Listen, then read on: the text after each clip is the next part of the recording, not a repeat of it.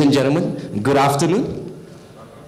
For those from the middle row to the back row, just for your information, my eyes are open. Yes, I know they are small. It's open and it's talking to you. Huh? All right? And my name is Cheah, and let me start with the good news. You want to know what's the good news? In less than half an hour, you're going to get your tea break. Right, you're going to get your tea break. So please bear with me. I know the layer of the coffee and the cakes out there is unbearable. All right, because everything is going to be in numbers from here on. Yeah, and I doesn't want to quote what Alvin said, but I can't resist it. What he said is really very true, and I think I'm going to use that from now onwards. Right? Property prices going up is bad, but property prices going up with fundamentals is good. You know, a few years back, just right after the subprime, I was watching this, I think it was CNN or CNBC, I can't remember which one was it. At the end of the interview, you know what the reporter actually said? In global TV, they said this: now the American banks finally realize that they should only lend to people who can repay. When I heard this, I thought the banks were supposed to be doing this all the while, isn't it? Right? So you see, that's what happened. That's what happened. And that is what I'm going to talk about. That's what I'm going to talk about. Yes, it's all about measures to promote responsible financing practices. Right? We don't want to have something like subprime, do we? No, definitely not. I was watching one of the interview as well. There was one property in Miami going for $2.4 million in 2006. After the subprime, the asking price, there was just the asking price, not the transacted price. The asking price was $990,000. Can you imagine that? Yeah, we doesn't want that. All right. So what is it all about? It's all about words there. I'll just tell you in short. All right. Bank Negara wants all the banks to prudently assess customers' repayment capability. That's it. They just want the banks to prudently do it. You know, don't just approve any Tom, Dick, and Harry, whoever applies the loan. Right? That's just what they want. Pardon me for some of the crude words. All right? Yeah, but again, you may say, well, I thought the banks are doing that. Don't they assess all the applications? Yes, they do. But now what Bank Negara wants is they want the banks to assess with the customers, with your customers' net income. Last time they used their gross income, but now it's the net income. What is the net income? Well, as you know, if my salary is 9,000, I don't take home 9,000, right? You have to deduct my EPF, my PCB, the compulsory income tax monthly deduction, and my SOCSO and all those stuff. Then that is my take-home pay. So now what banks do is they have to use the net pay instead of the gross pay. It may be complicated. Let me illustrate. For example, if let's say George salary is 9,000, all right, that is what the banks will use to calculate whether am I qualified for the loans. Right? But as you know, I told you it's net pay, so now the banks will have to deduct all of this EPF, SOCSO, PCB, which is my monthly income tax deductions, right? They have to minus all of this, and then they will use my net pay. Previously, it was 9,000, right? And now it's 6,008. So, do you think it would be easier to get my loans approved now? Guys? No, I don't think so. That's what I've been hearing from a lot of agents. You bankers, you're making us lose a lot of sales, you know. Isn't it? Yeah, right. Pardon us, we are so sorry. But it's the guidelines from the big boss themselves. All right, and we have to follow. All right, that's what we are going to use, the 6,008 instead of the 9,000. Right? But then again, of course, you can't expect my whole 6,008 is going to be used to pay installment, isn't it? Right? Of course, you have to take into account of my lifestyle expenses, my necessities, expenditures, and all those things. You have to minus all those. So you can't take the full 100% of the 6,008. So what do the banks do is, normally they have a debt service ratio from 50% to 70%. right? For today's example, I'm going to use 70%, which is actually normally what the banks use nowadays anyway, right? So 70%. So before the guidelines, they will take 70% of the 9,000. So it will come to 6,003. So the banks will take 6,003 as George maximum total loans commitment. So as long as my total loan commitment doesn't exceed 6,003, okay, George, you can have the loan. All right, but now it's net pay. So they're going to use my 6,008 now, my take-home pay. The 6,008, 70%. So it is now 4,007. So now the banks will tell me, George, as long as your total loan commitment doesn't exceed 4,007, your loans will be approved. So do you see the difference there? Maybe you will now understand how come my customer couldn't get the loan. That's one of the reasons. All right. Let me further illustrate this with the next table. Okay. Remember I told you it's total loan commitment, right? So for example, if let's say I do have my current housing loan, I'm having my current housing loan at 1,005. I'm paying for my car at 1,000 every month. I do have a personal loan of 500 plus my credit card. I have to pay it every month, right? Of 500, right? So these are all my commitments. But of course, it is normally the banks will also advise for the customers to declare their undocumented loans, like those koperasi loans and all the other loans that we can't check through the secrets. All right, it's good to tell the bank as well, so that the bank can advise you properly. Are you actually qualified for the loan? Okay, so now this is my current total loans commitment, which is about 3,005 now. So if I were to buy this house, this property from you kind gentlemen and ladies here, my new installment is for the new house is going to be 2,005. So totally, now my commitment is 6,000, right? Before the guidelines, remember the earlier calculation? My total loan, my maximum loan limit is 6,003. So do you think I'll be approved for this loan? Definitely, right? Yeah, because it's still within limit. It's still within limit. But with the new one, it's only 4,007. Whereas my total loans commitment is now 6,000. Is it within limit? No. So most likely, this loan may be rejected. Right? I hope I've made it quite clear over here. Right? Yeah. Again, I just want to emphasize on this. Some may feel, oh man, I mean, this is bad. I mean, this is bad for business.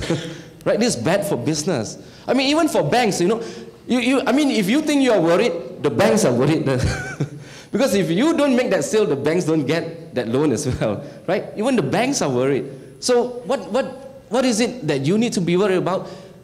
Ladies and gentlemen, frankly speaking, for those who are serving your rich customers, that one you don't need to worry.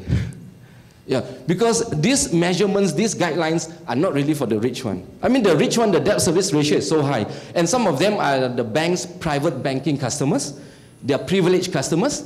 They get privileged rates. It's all about relationship. They understand their business. They know these customers can pay. So what are all these measures for? It is for the low to middle income earner. If you just walk out to the iProperty, I think, I'm not sure if they have the survey. In fact, just now I think Mr. Alvin did come up with that as well, right? People in Malaysia, do you know out of the iProperty survey, out of the 4 countries that they surveyed, Malaysians have the highest percentage of people who have 2 houses and above. Malaysian. Out of Singapore, out of Indonesia, out of Hong Kong, and Malaysia, Malaysians has the highest percentage. And talking about yield, my sister bought that East Lake residence in near the mines. She bought it for about 240,000. She rented it for 1,008. What yield would that comes to? About 8%, right? That is good, isn't it? This year, her rental has increased to 2,001. Isn't that good? But her property went up to nearly 400,000. So the yield is now around 6%. see the yield actually went down.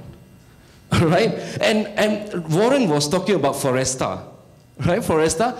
In fact, I don't think so you need us to be the witness of that. I'm sure all of you who have been to property launches nowadays, the people who are lining up to sign the forms, generally out of 100 people, you can see 50 of them are young chikus.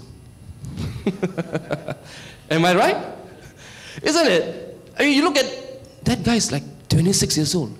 That girl is only 28. How can she afford to buy the capers at 700,000? How can that guy afford to buy that property? Isn't it? M City, my cousin's sister bought one there. It's nearly 1,000 square feet, isn't it? Jalan Ampang. When she said she bought that, I was like, okay. Right, actually talking about my cousin's sister, right?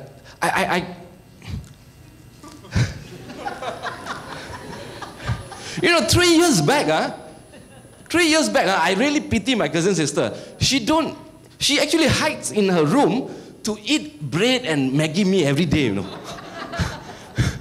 3 years back, that was her. 3 years back, because she was so much in debt, all her salary she pays up all her debts. But do you know, in the last 2 years, she made nearly 250,000 from properties. She bought that.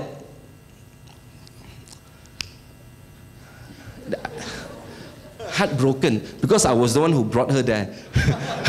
She bought Viva Residency. Do you know along Jalan Ipoh? Viva Residency. I was the one who wanted to buy. And at the end, I did not buy. She bought it at 240,000 during the launching time. Huh? Do you know how much is it going for now? Anyone? Any agents around there? 5? Yeah. 500,000.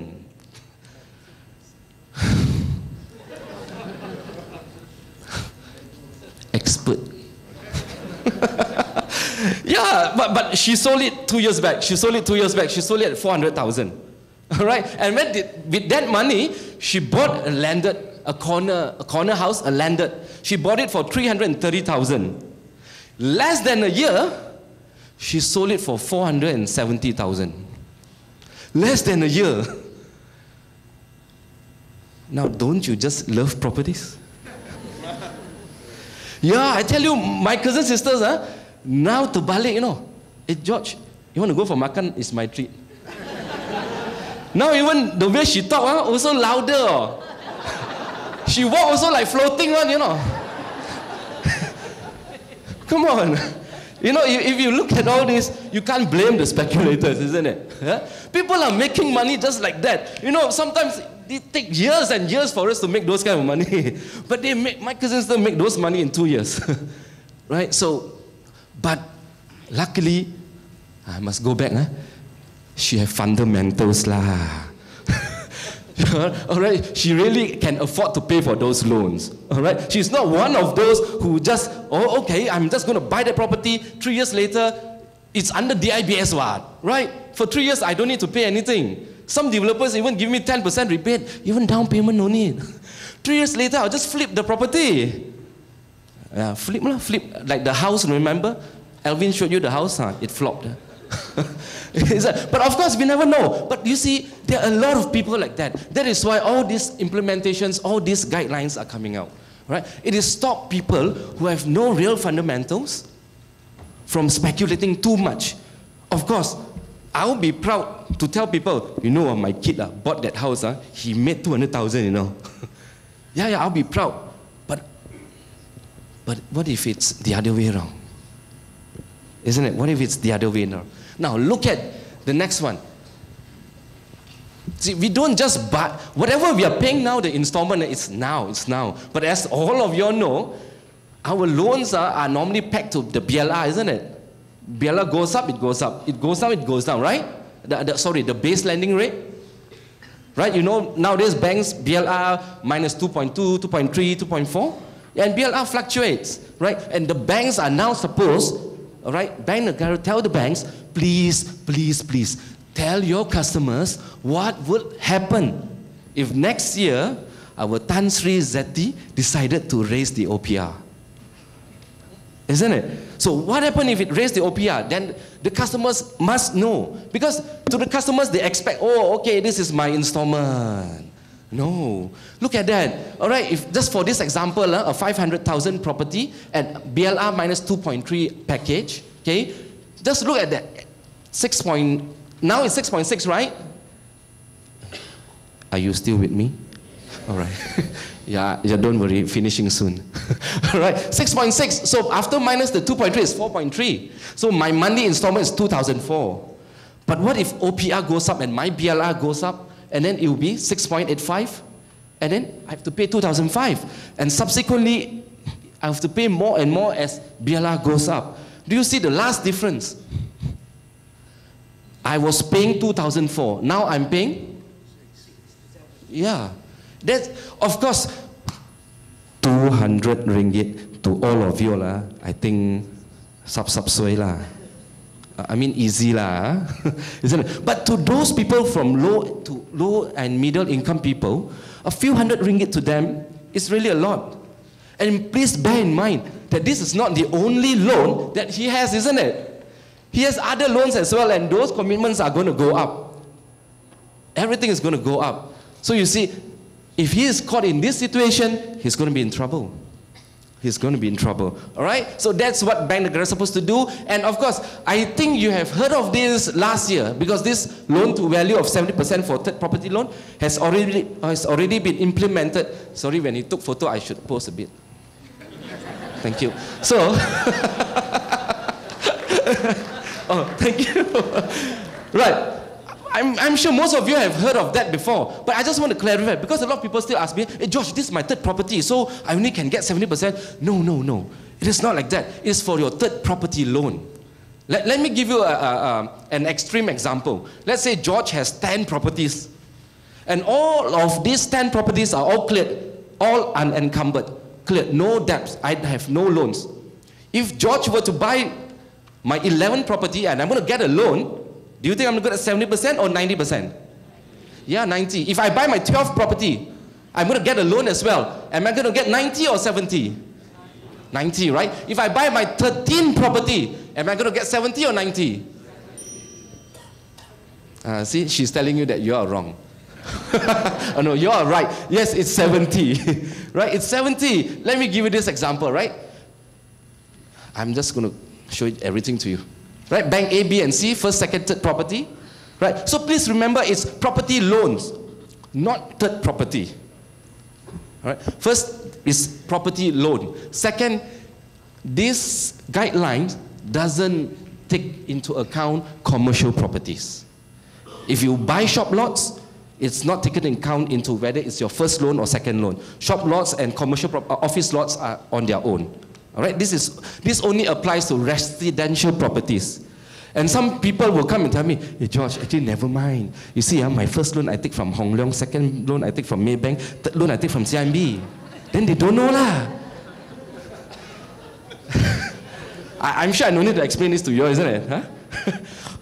Hello, they know. Isn't it? All of them use the same secrets. Correct? Not from the secrets they can check. They can check whatever loans you have. Right, they can check. So wherever banks that you are taking it from, they know. All right. So just remember that this is for third property loan. Third property loan. All right. Further to elaborate on this, for example, if let's say my wife and me, Mr. Cheah and Miss Liao, okay, my future wife, okay, right. I have 2 properties currently. My wife has 1, right, and then. One fine day, my wife comes to me and said, dear, shall we buy 1 more? Then if I say, oh yes, dear, of course, right? And we decided to buy that property, and in both names, the S&P will be in both names, both our names, but the loans it's not necessary to be in both names. You can charge it to either one person, okay? And of course, now this lady is very clever, isn't it? What is yours? Is mine. What is mine? Now this lady getting clever, isn't it? Of course, they will wish that the loan is only under my name. Dear, we buy the property, same name, but you pay lah. Okay? Alright? So that is, if the property is, if the loan is only under my name, then I can only get 70%. The reason being because it's already my third property loan, right?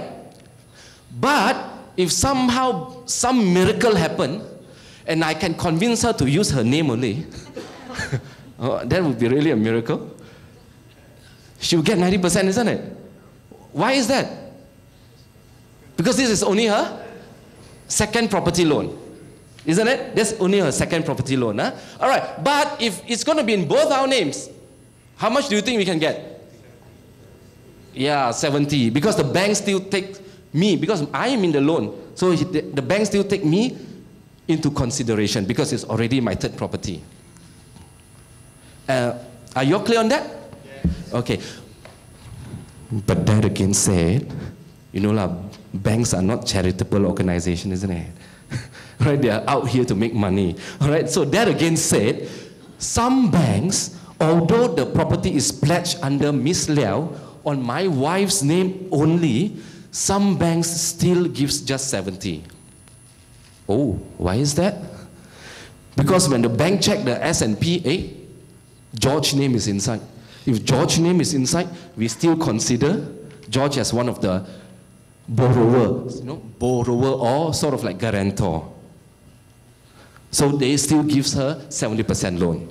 And please bear in mind, I said some banks, not all banks. Okay, it depends on the approving authority. All right. So next, last but not least, yeah, don't worry.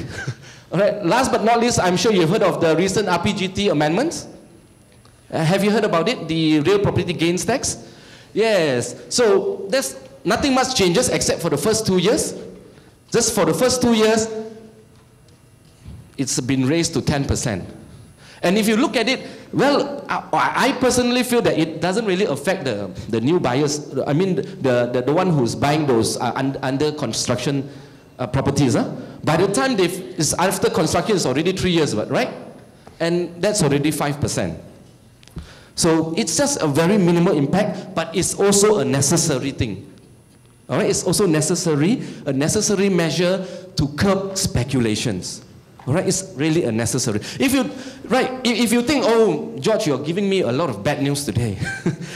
No, guys, don't look at this as bad news, ladies and gentlemen. Look here. See, last time it was 30%. Do you see that? Last time it was 30%.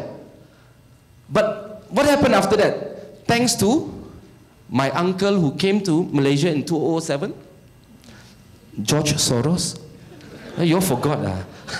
My uncle came in 2007, and then, of course, Asian financial crisis, right? And then the government wants to promote economic activity, so straight away abolish that tax. So the people can buy, sell, buy, sell, buy, sell. All right? So, but you see, after that, when the economy gets better, then the thing is being imposed again. So what I'm telling you here is that, don't worry, the government don't want us to die.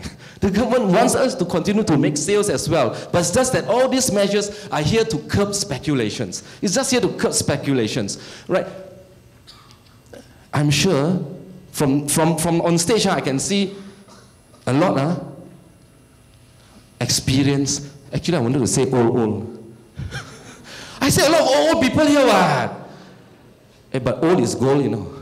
Isn't it? Yeah, I mean, what are these to you all? These are just some slight hiccups in your real estate career, isn't it? If I'm not mistaken, you people are real estate agents, isn't it? You are not fake estate agents. Yeah, you are real. What is all these small hiccups to you? I don't believe all these small hiccups will actually deter your sales, isn't it? I tell you, if you're worried, the banks are worrier, if there's such a word. The banks are more worried. So please, I would recommend after this session, go out. I think Maybank has a booth outside there. Go out, ask them, how can they help you to make sales? All right, how can they assist you? Don't worry, the banks are very clever. They are very creative as well. All right, please seek their advice. They will show you how to overcome all these things. It's been a pleasure. Thank you very much. Thank you.